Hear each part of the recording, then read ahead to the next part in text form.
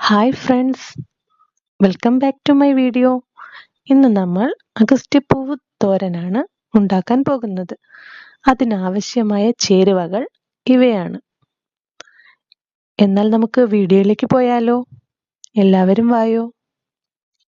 അഗസ്ത്യപ്പൂവ് എടുക്കുക, ഉള്ളി, മുട്ട, വെളുത്തുള്ളി, മുളക്, കറിവേപ്പില, ഒരു നാളികേരം ചിരകിയത്, മഞ്ഞൾപ്പൊടി, മുളക് പൊടി, ഉപ്പ്, ജീരകം.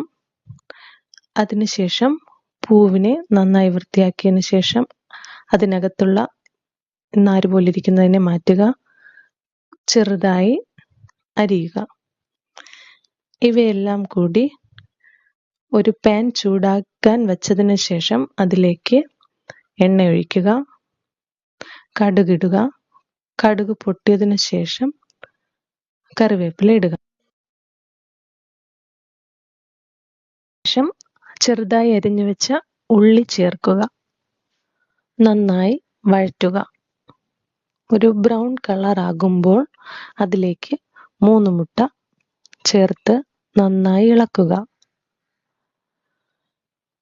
അതിലേക്ക് അരിഞ്ഞു വെച്ചിരിക്കുന്ന അഗസ്ത്യപ്പൂവ് ചേർത്ത് നന്നായി ഇളക്കുക.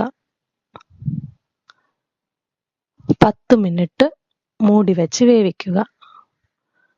അതിനുശേഷം തുറന്ന് നന്നായി ഇളക്കി അരച്ചു വെച്ചിരിക്കുന്ന തേങ്ങ ചേർത്ത് നന്നായി ഇളക്കി മിക്സ് ചെയ്യുക.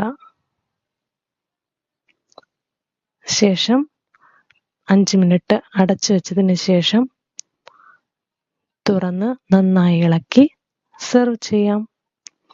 എല്ലാവരും ട്രൈ ചെയ്യണേ. ഇഷ്ടമായാൽ വീഡിയോ സബ്സ്ക്രൈബ് ചെയ്യണം.